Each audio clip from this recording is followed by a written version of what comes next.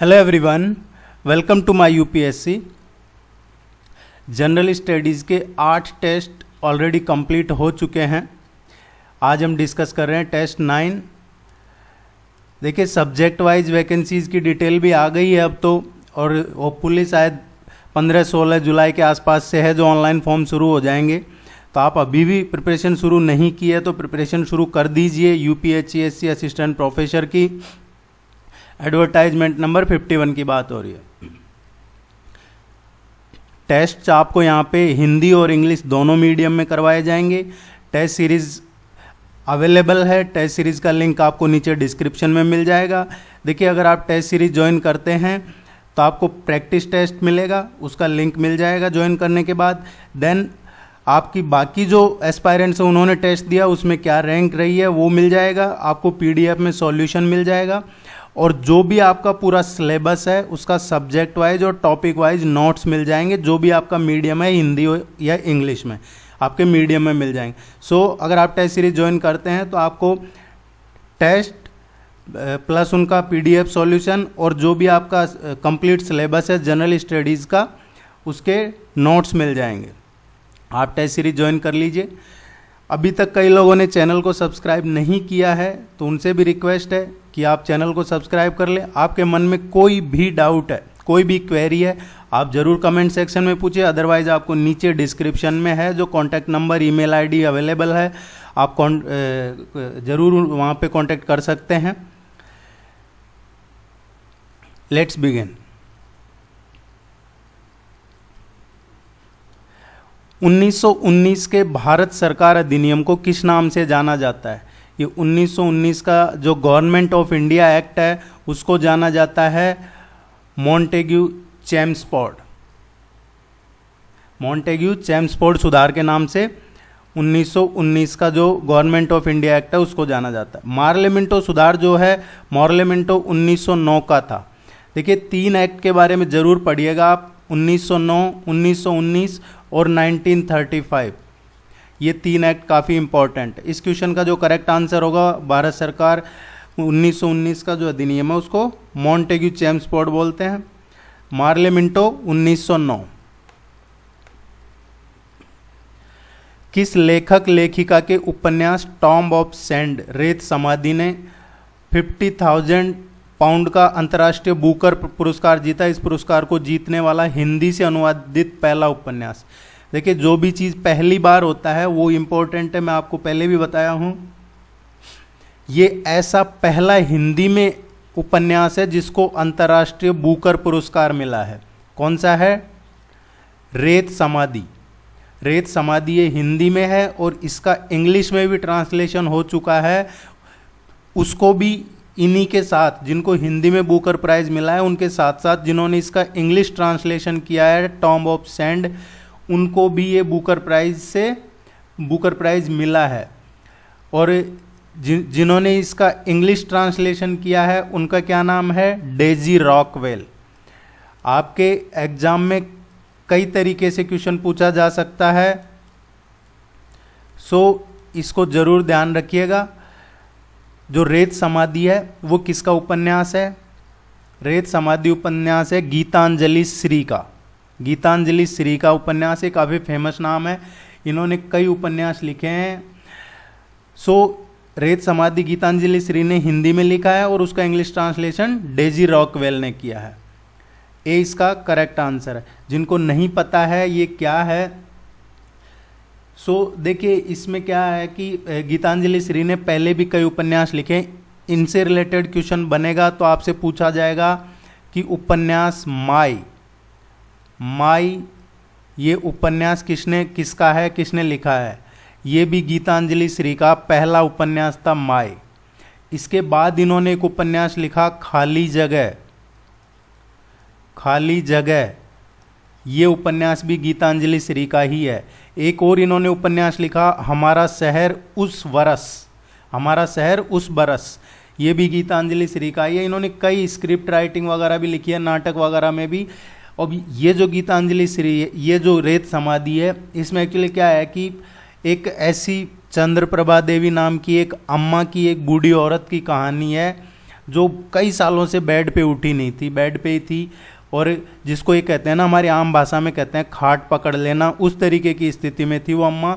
लेकिन एक दिन अचानक से ऐसा होता है कि वो अम्मा है जो उठ खड़ी होती है और घर से बाहर निकल जाती है। सभी लोग शॉक्ड हो जाते हैं ये देख कर। उसके बाद सब उसको खोजने लग जाते हैं घर में बाहर। इस तरीके का है क्योंकि वो बाहर निकल जाती है क्योंकि उसके अंदर कुछ जाग गया था भीतर, इस तरीके का कहानी है इसमें। वो पाकिस्तान में जन्मी थी, भारत विभाजन का भी इसमें लिखा हुआ है, इसमें फिर एक ट्रांसजेंडर का भी जिक्र है। तो इसमें इसको पढ़ेंगे आप तो इसमें social, literature, art, culture, border dispute, ये काफ़ी एक, इसीलिए ही ये इस तरीके का है नॉवेल। इसको अंतर्राष्ट्रीय बुकर पुरस्कार दिया। मैंने इतना डिटेल में इसलिए बताया था कि आपके ध्यान में रहे, ये क्वेश्चन आपके किसी भी एग्जाम में आने वाले में पूछा जाएगा। सुभाष चंद्र बोस ने निम्नलिखित में से कौन सी पुस्तक नहीं लिखी है? इनमें से जो कौन सी बुक है जो सुभाष चंद्र बोस ने नहीं लिखी है? क्वेश्चन को अच्छे से पढ़ना है। एमिली सेंकल को पत्र 1934 से 1942, ये सही है, ये सुभाष चंद्र बोस की है। एक भारतीय तीर्थयात्री, ये भी बोस की है लिखी हुई। दिल्ली चलो, लेखन और भाषण 1943-45, ये भी सुभाष चंद्र बोस से लिखी हुई है। सो इनमें से ये सारी सही है, डी इसका करेक्ट आंसर आएगा। ये तीनों ही सुभाष चंद्र बोस की लिखी हुई है।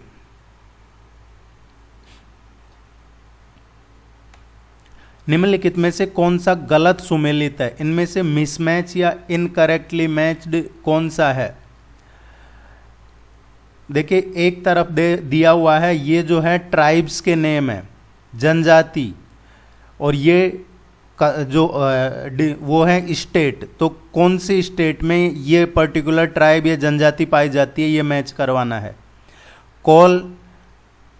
कोल है, ये बिल्कुल उड़ीसा, छत्तीसगढ़, मध्य प्रदेश और महाराष्ट्र में है। कोल ट्राइब की बात हो रही है। वर्ली जो ट्राइब है गुजरात, महाराष्ट्र, कर्नाटक और गोवा में है, ये सही है। कोकना राजस्थान, गुजरात, महाराष्ट्र और कर्नाटक में, ये भी सही है। कवर पश्चिम बंगाल, झारखंड, उड़ीसा। देखिए जो कवर है, ये जो ट्राइब है कवर ट्राइब है, ये उड़ीसा, छत्तीसगढ़, मध्य प्रदेश, महाराष्ट्र यहाँ पाई जाती है। सो ये इनकरेक्टली मैच हो रहा है, डी इसका करेक्ट आंसर आएगा। और जो पश्चिम बंगाल, झारखंड और उड़ीसा में जो मेन ट्राइब है वो कौन सी है, ये भी हमें ध्यान रखना होगा, वो है भूमिज।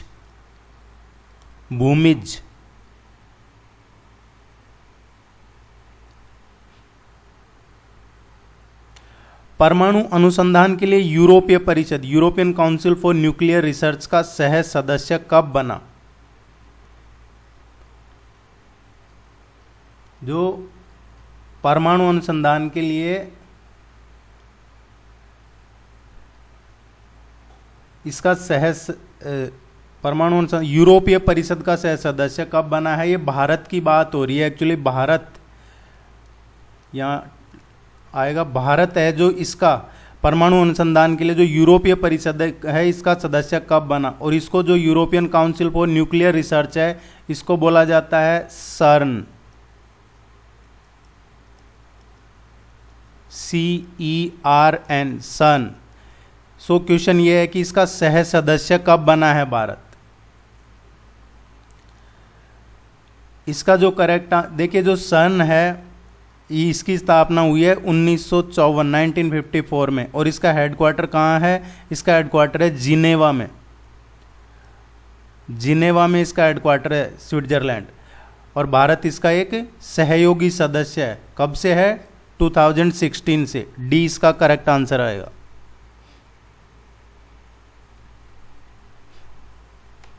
निम्नलिखित में से कौन सा गलत सुमेलित है? इनकरेक्टली मैच, मिसमैच कौन सा है? माउंट एटना है, ये यूरोप में है, ये सही है। एक्चुअली माउंट एटना कहाँ है? ये मेसिना और जो कैटेनिया सिटीज़ हैं वहाँ पे है सिसिली, इटली के पूर्वी तट पे यूरोप में। माउंट वेसुवियस है ये जापान, ये इनकरेक्टली मैच है, बी इसका करेक्ट आंसर आएगा, क्योंकि जो माउंट वेसुवियस है ये जापान में नहीं है, ये इटली में है।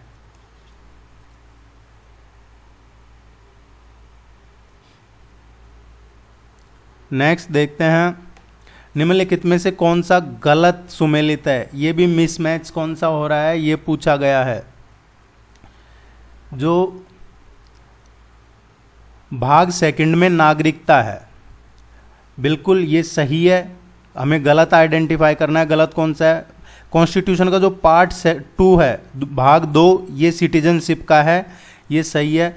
आपके लिए और थोड़ा इसको एक्सटेंड कर देते और इसमें बता देता हूँ मैं कि ये है आर्टिकल 5 to 11 संविधान का भाग 2, जिसमें नागरिकता के बारे में है, वो आर्टिकल 5 से 11 है। पार्ट 4 भाग 4 नीति निर्देशक सिद्धांत, ये भी सही है। जो कॉन्स्टिट्यूशन का पार्ट 4 है भाग 4, उसमें DPSP है, directive principle of state policy, और ये कब कहाँ से कहाँ तक है, आर्टिकल 36 to 51 तक।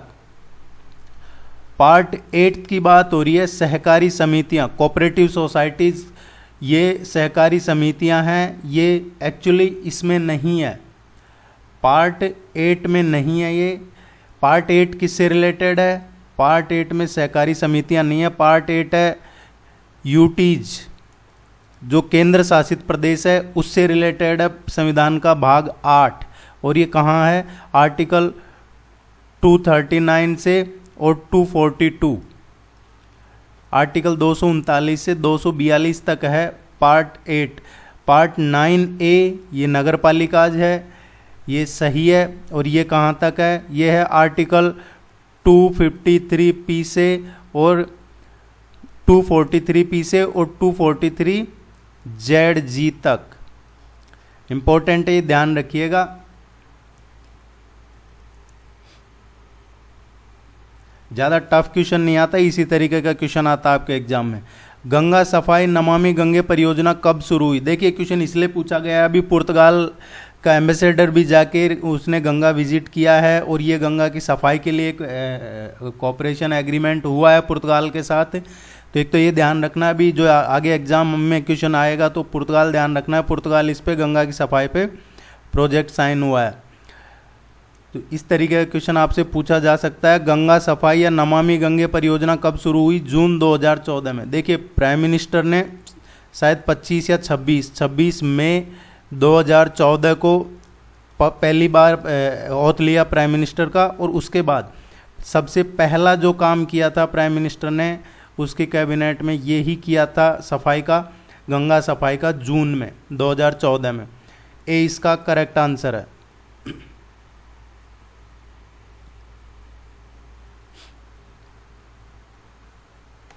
भारत ने किस देश के साथ संयुक्त सैन्य अभ्यास खंजर 2022 किया है, इंपॉर्टेंट है, ध्यान रखिएगा, ये जॉइंट एक्सरसाइज है खंजर 2022।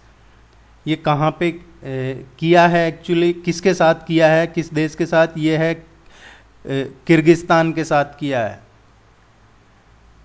किर्गिस्तान इसका करेक्ट आंसर आएगा बी। और ये कहाँ पे हुआ है खंजर 2022 जो है, ये हिमाचल प्रदेश में। हिमाचल प्रदेश में कौन सी जगह हुआ है ये है बकलोह, बकलोह में हुआ है ये।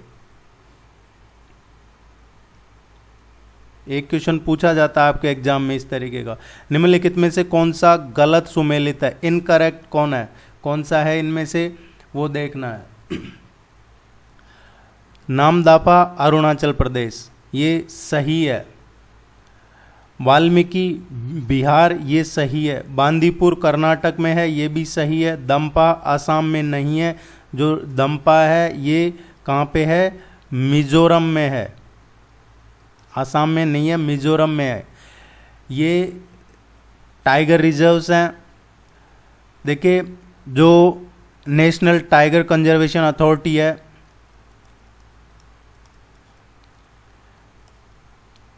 NTCA, इसमें अभी अराउंड 3000 के अराउंड बाघ बचे हैं इसमें, इसकी स्थापना हुई थी, जो बाघ संरक्षण प्राधिकरण है, राष्ट्रीय बाघ संरक्षण प्राधिकरण, इसकी स्थापना कब हुई है? दिसंबर 2005 में। और इसके अध्यक्ष कौन होते हैं? अभी प्रेजेंट में इसके अध्यक्ष कौन है? इसके अध्यक्ष होते हैं जो पर्यावरण और वन मंत्री होते हैं, वो इसके अध्यक्ष होते हैं। अभी प्रेजेंट में वो ही है। अब ये क्वेश्चन क्यों आया आपके सामने? इसीलिए आया है क्योंकि जो लास्ट पिछला टेस्ट था, टेस्ट 3rd या 4th, उसमें क्वेश्चन करवाया था मैंने कि अभी लेटेस्ट टाइगर रिजर्व कौन सा बना है, 52nd टाइगर रिजर्व कौन सा है। सो वो राजस्थान के बूंदी में था, रामगढ़। लेकिन अब 53rd टाइगर रिजर्व हो गए हैं 53, और जो 53वां 53rd टाइगर रिजर्व घोषित किया है वो किसको किया है? ये छत्तीसगढ़ का है, गुरु घासीदास राष्ट्रीय उद्यान। गुरु घासीदास राष्ट्रीय उद्यान छत्तीसगढ़ में कहाँ है? छत्तीसगढ़ के कोरिया और सरगुजा डिस्ट्रिक्ट में है। और इसके इन दो टाइगर रिजर्व हैं जिनको राष्ट्रीय उद्यान है, जिनको संयुक्त रूप से टाइगर रिजर्व घोषित किया है। एक तो गुरु घासीदास राष्ट्रीय उद्यान छत्तीसगढ़, दूसरा है तमोर पिंगला वन्यजीव अभ्यारण्य।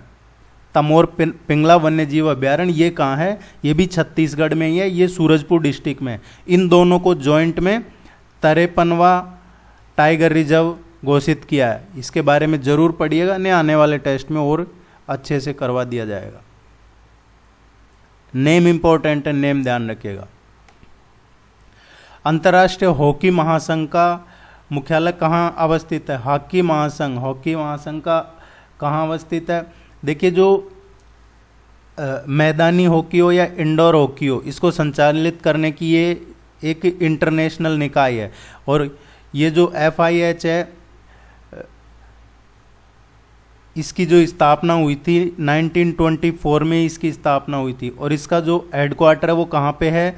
इसका हेडक्वार्टर है लुसाने। लुसाने कहाँ पे है? स्विट्जरलैंड में। इंपॉर्टेंट क्वेश्चन है, ध्यान रखना। अभी प्रेजेंट में इसके अध्यक्ष कौन है? इसीलिए ये क्वेश्चन बना। अभी प्रेजेंट में इसके अध्यक्ष हैं जो नरेंद्र बत्रा है। नरेंद्र नहीं, नरेंद्र बत्रा। और भारत पहला एशियाई देश था जो जिसने इसको सदस्य बना था। जो अंतर्राष्ट्रीय हॉकी महासंघ है, इसका भारत पहला एशियाई देश था सदस्य बनने वाला। और भारत इसका सदस्य कब बना था? 1928 में। टाइम लगता है ज़्यादा, इसलिए बताया जाता है कि आपको अगर 4-5 में से एक भी माइंड में क्लिक हो गया तो आप एग्जाम में क्वेश्चन कर लोगे। संयुक्त राष्ट्र पर्यावरण कार्यक्रम, United Nations Environment Programme UNEP ने किसको champions of the Earth life time achievement award से सम्मानित किया है? ये जो दिया है life time achievement award champions of the Earth का, ये दिया है डेविड एटनबरो को। ए इसका करेक्ट आंसर आएगा। अमेरिकन है ये।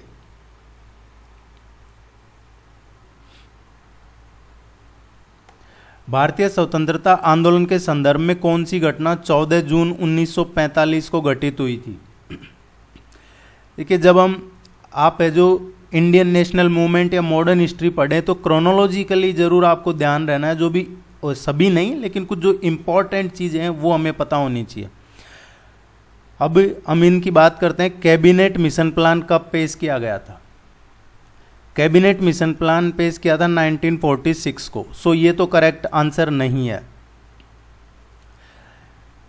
नेक्स्ट जो वेवेल प्लान है, ये वेवेल प्लान कब पेश किया गया था?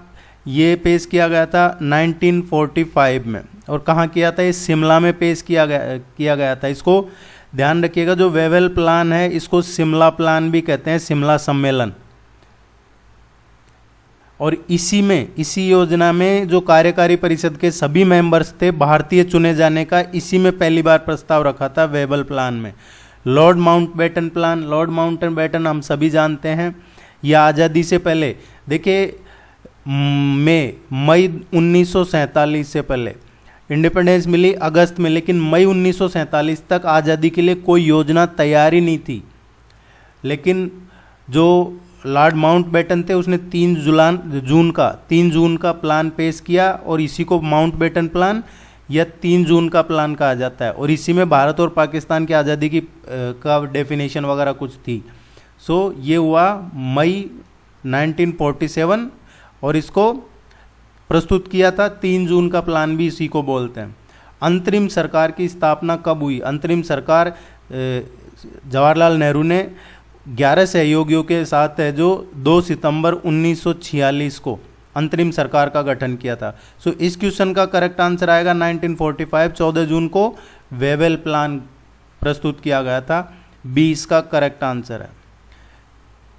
क्वेश्चन इसीलिए फ्रेम ऐसे किए जाते हैं ताकि आपको ज़्यादा से ज़्यादा नॉलेज मिले। लाल मिट्टी का लाल रंग किसकी उपस्थिति के कारण होता है? देखिए, जो मिट्टी में लाल रंग होता है मिट्टी का, वो फेरिक ऑक्साइड की वजह से होता है। सी इसका करेक्ट आंसर आएगा।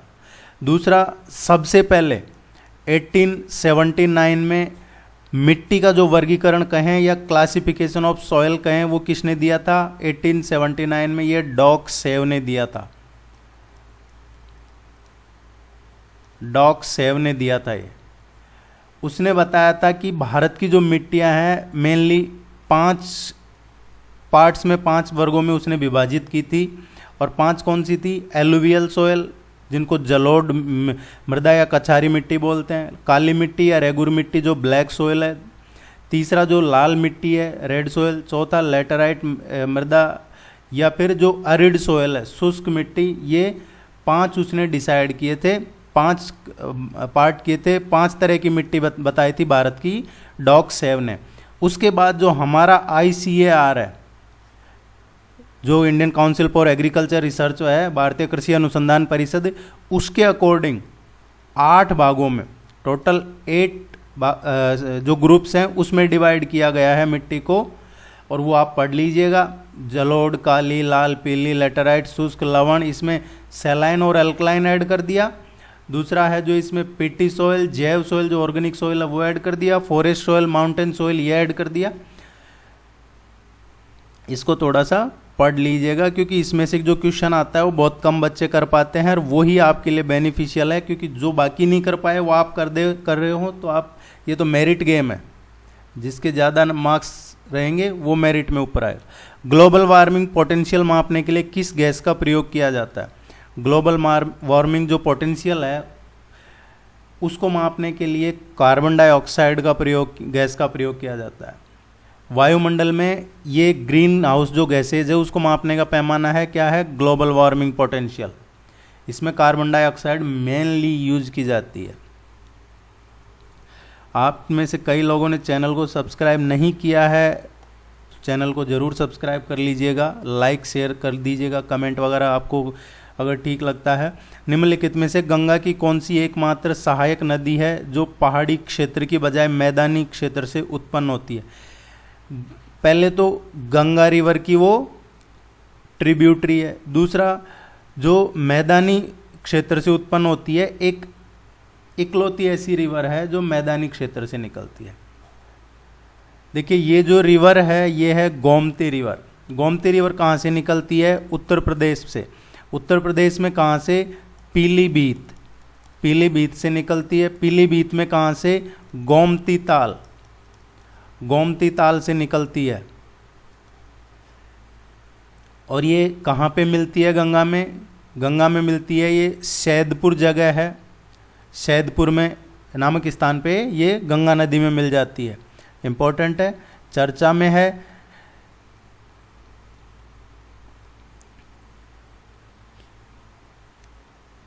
केंद्रीय मत्स्य नौचालन एवं इंजीनियरिंग प्रशिक्षण संस्थान किस स्थान पे स्थित है?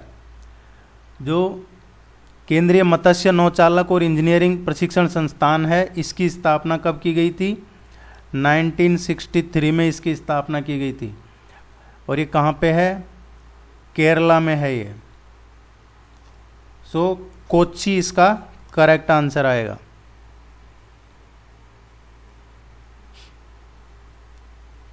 जैव विविधता के संदर्भ में सेना स्पेक्टेबिलिस का संबंध किससे है? पहले तो हमें ये देखना होगा कि ये जो सेना स्पेक्टेबिलिस क्या है। एक्चुअली ये कुछ प्रजाति या स्पेसीज जिनको बोला जाता है इन्वेसिव प्लांट्स।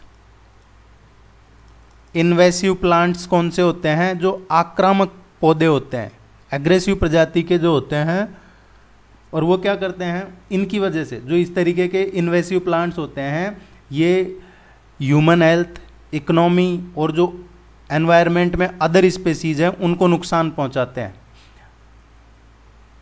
अभी रिसेंटली केरला का जो फॉरेस्ट डिपार्टमेंट है उसने एक फर्न ने अभी रिसेंटली एक स्टडी रिलीज की है, उससे पता चला है कि जो नीलगिरी बायोस्फीयर रिजर्व है, नीलगिरी बायोस्फीयर रिजर्व में ये इन्वेसिव प्लांट की कुछ प्रजाति मिली है, जिसमें स्पेशली कौन सी है, सेना स्पेक्टेबिलिस। ये क्या है, क्वेश्चन पूछा जा सकता है। सेना स्पेक्टेबिलिस क्या है? जो आक्रामक पौधे हैं उनकी एक प्रजाति है। किसकी स्टडी से पता चला है? फर्न की स्टडी से।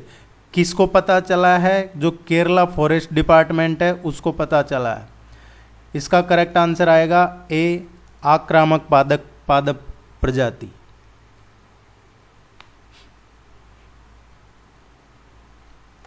International north south transport corridor के संबंध में कथनों पर विचार कीजिए और हमें क्या बताना है, कौन से कथन करेक्ट हैं, सही कौन से हैं।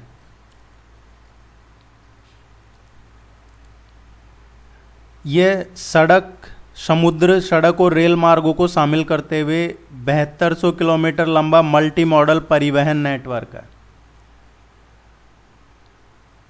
ये स्टेटमेंट सही है।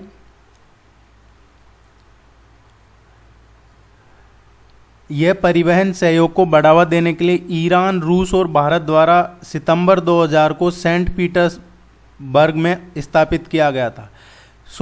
एक चीज़ और इसके बारे में क्या पता चला है कि जो international north south transport corridor है ये ईरान, रूस और भारत ने 12 सितंबर 2000 को सेंट पीटर्सबर्ग में इसको एस्टैब्लिश किया था। ये दोनों ही स्टेटमेंट सही है। और ये क्वेश्चन क्यों बना है? क्योंकि देखिए रसिया और यूक्रेन के जो वॉर चल रहा है उसकी वजह से ऑयल की सप्लाई, गैस की सप्लाई ये डिस्टर्ब हो रही है। कुछ लोग है जो अपने अपने हिसाब से उनको रूट देते हैं, तो ये रूट है जो इस पे विचार हो रहा है, क्योंकि ये 2000 में स्थापित किया था ईरान, रूस और भारत। तो भारत है जो रसिया से जो ले रहा है वो ईरान के थ्रू ज़्यादा उसको तवज्जो दे रहा है। ये वही ट्रांसपोर्ट कॉरिडोर है।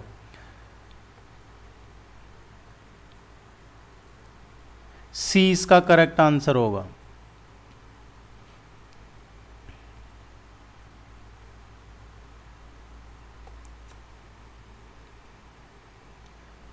भारतीय संविधान का कौन सा अनुच्छेद राष्ट्रपति के पद के लिए पुनः निर्वाचन की योग्यताएं निर्धारित करता है?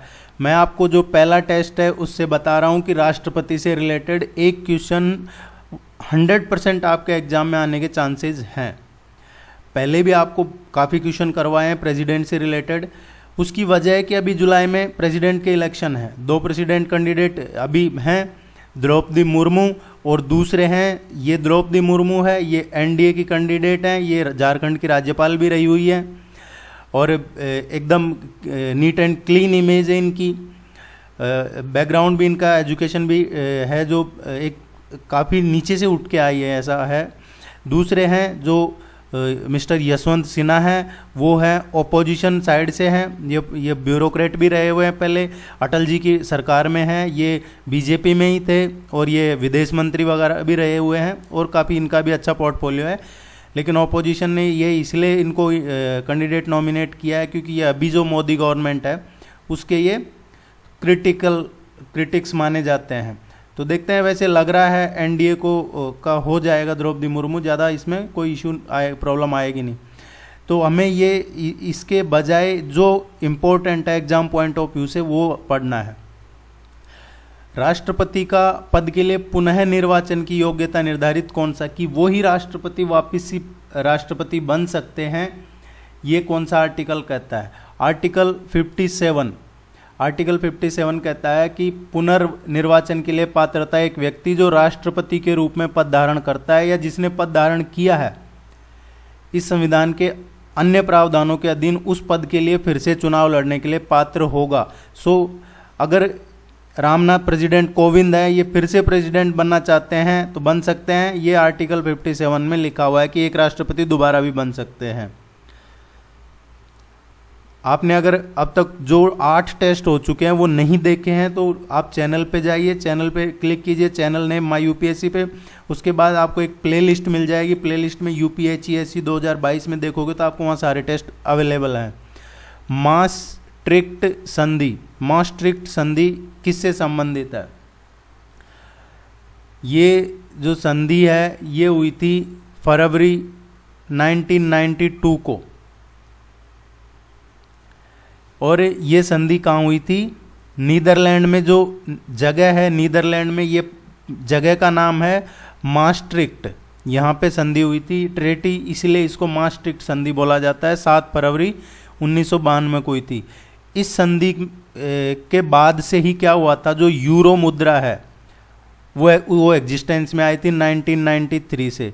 ये क्वेश्चन इसलिए आ रहा है क्योंकि अभी देखिए रशिया, इंडिया, ये इनको कहा जा रहा है कि भाई आप डॉलर में बिजनेस कीजिए।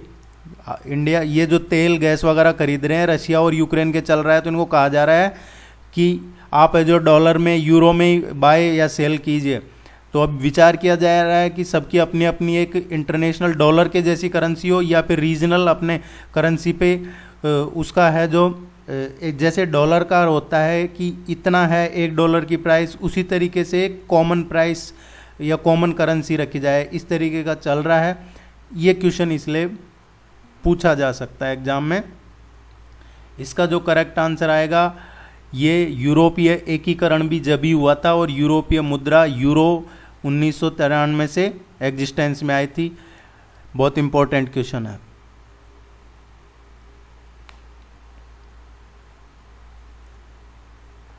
भारत का पहला बहुउद्देशीय नदी घाटी प्रोजेक्ट कब लॉन्च किया गया? जो पहला नदी घाटी प्रोजेक्ट है, पहले तो हमें ये देखना होगा कि ये कौन सा है। आपने सुना होगा दामोदर। जो दामोदर घाटी परियोजना है ये भारत का, स्वतंत्र भारत का पहला बहुउद्देशीय नदी घाटी प्रोजेक्ट था। दामोदर जो कॉरपोरेशन है, दामोदर कॉरपोरेशन की स्थापना कब हुई है? ये एस्टैब्लिश हुआ है 7 जुलाई 1948 को। इसका करेक्ट आंसर आएगा ए। ये कहाँ पे है? ये झारखंड और वेस्ट बंगाल में है।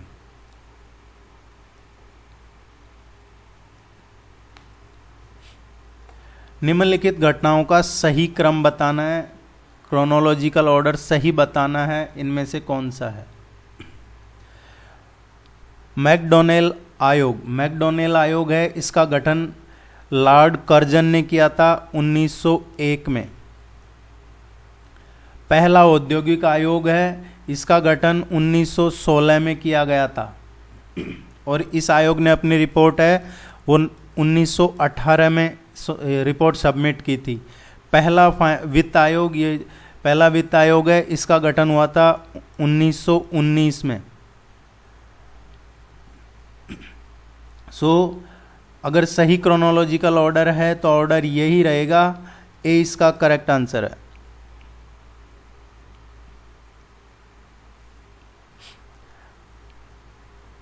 नेक्स्ट क्वेश्चन है, भारत में प्रतिवर्ष निम्न में से किस तारीख को राष्ट्रीय आतंकवाद विरोधी दिवस मनाया जाता है? हर साल राष्ट्रीय आतंकवाद विरोधी जो दिवस है वो मनाया जाता है 21 मई को। और 21 मई को इसलिए मनाया जाता है क्योंकि 21 मई 1991 को जो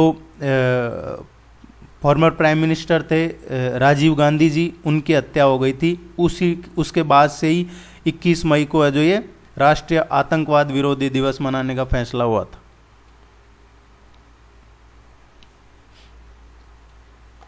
निम्न में से किस शहर में भारत का पहला स्किल इंडिया इंटरनेशनल सेंटर स्थापित किया जाएगा? देखिए मैंने बताया आपको, जैसे कि कोई भी चीज़ पहली हो रही है इंडिया में तो उसको आपको फोकस रखना है, उसके बारे में ज़रूर अच्छे से पढ़ना है। ये जो पहला स्किल इंडिया इंटरनेशनल सेंटर है ये स्थापित किया जाएगा दिल्ली में। जो यूथ है उसको बेहतर एक स्किल डेवलपमेंट कौशल प्रशिक्षण उपलब्ध कराने के हिसाब से ये किया जाएगा। इसमें जो NSDC है राष्ट्रीय कौशल विकास निगम और जो SDI है कौशल विकास संस्थान, इन दोनों के बीच में एग्रीमेंट हुआ है। इसका क्वेश्चन आता है तो आपको ये दो संस्थान ध्यान रखने हैं, इन दोनों के बीच में एग्रीमेंट हुआ है। ए इसका करेक्ट आंसर है। इससे क्या होगा एक्चुअली मैं बताऊं, इसका जो मेन इसका इम्पोर्टेंसी क्या है, इसका है कि अब जो विदेशों में भी नौकरी के रास्ते खुल जाएंगे, ज़्यादा अपॉर्चुनिटी मिलेगी। इंटरनेशनल सेंटर है तो जो फॉरेन में भी इसके थ्रू जो ट्रेनिंग वगैरह मिलेगी वो फॉरेन में भी जॉब कर सकते हैं। और ये दिल्ली नहीं है, ये भुवनेश्वर है। उड़ीसा में जो भुवनेश्वर है वहाँ पे ये किया है। इसका जो करेक्ट आंसर आएगा ये आएगा उड़ीसा में भुवनेश्वर में स्थापित किया गया है सी।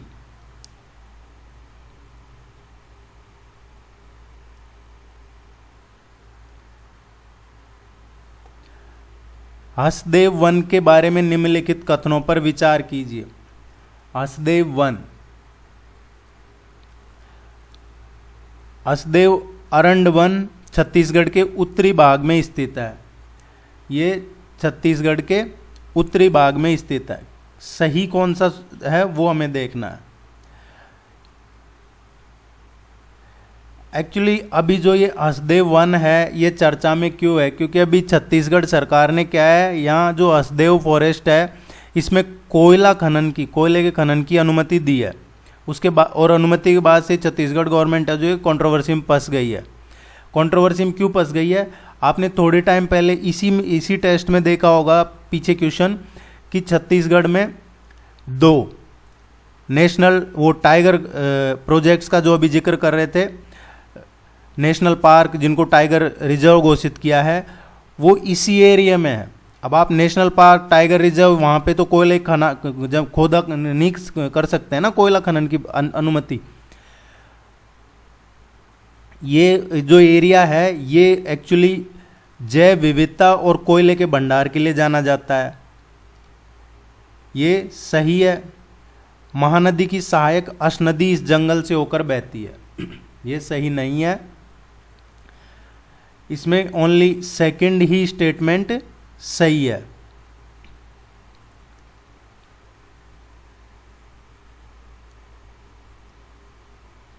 सो इसका करेक्ट आंसर आएगा बी। नेक्स्ट क्वेश्चन देखते हैं। राष्ट्रीय MSME पुरस्कार 2022 में किस राज्य को प्रथम पुरस्कार से सम्मानित किया गया?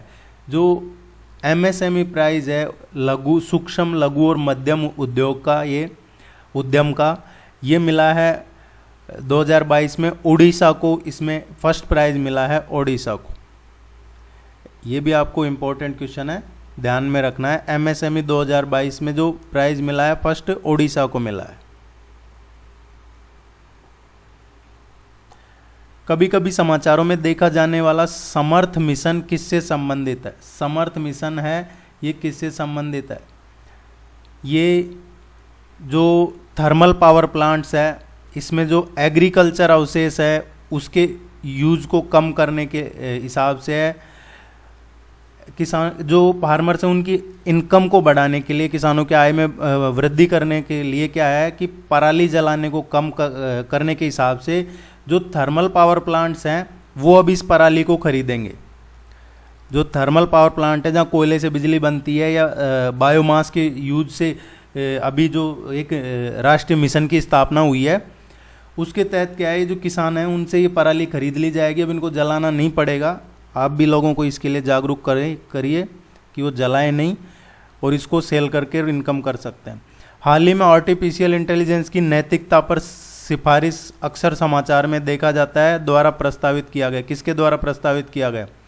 आर्टिफिशियल इंटेलिजेंस की नैतिकता पे सिफारिश ये प्रस्तुत किया है अभी रिसेंटली यूनेस्को ने प्रस्तुत किया था यूनाइटेड नेशन में। इसको लेके सवाल खड़े किए थे नैतिकता को लेके।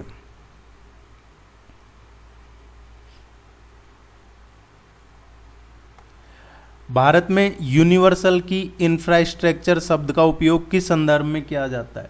देखिए, जो यूनिवर्सल की इंफ्रास्ट्रक्चर है, एक्चुअली क्या है यूनिवर्सल की इंफ्रास्ट्रक्चर? ये एक डिजिटल वर्ल्ड है, उसी को बोला जाता है। टेक्निक है ये, इसमें जो एनक्रिप्शन और साइबर सुरक्षा का जो एक ढांचा है, जिसमें सर्वर और एक तो सर्वर है और दूसरा क्लाइंट है, उसके बीच में जो कम्युनिकेशन होता है उसको एक तरीके से सुरक्षित रखना, एनक्रिप्ट रखना, वो ही है, उसी को बोला जाता है यूनिवर्सल की इंफ्रास्ट्रक्चर। इसका करेक्ट आंसर आएगा ए। ये चर्चा में है ये टर्म, क्योंकि आपने सुना होगा कई लोग कहते हैं कि, कई लोग तो क्या, ये जो पॉलिटिशियन है यही चिल्लाते रहते हैं, यही कहते हैं कि हमारा फ़ोन ट्रेस हो रहा है। अगर पार्टी ए की गवर्नमेंट है तो वो कहते हैं पार्टी बी का फ़ोन ट्रेस हो रहा है, बी की है तो ए का ट्रेस हो रहा है। ये पॉलिटिक्स में चलता है, लेकिन ये टर्म चर्चा में है। ये आपके एग्जाम पॉइंट ऑफ व्यू से आपको ध्यान रखना है। ए इसका करेक्ट आंसर। आप टेस्ट सीरीज ज्वाइन कर लीजिए, ये आपके फ़ायदे के लिए ही रहेगा। आपका प्रैक्टिस हो जाएगा, कॉन्फिडेंस बढ़ेगा, स्कोर भी बढ़ेगा एग्जाम में। कोई भी डाउट है आप कमेंट सेक्शन में ज़रूर पूछिए। चैनल को सब्सक्राइब कर लीजिए। All the very best, good luck, thank you very much.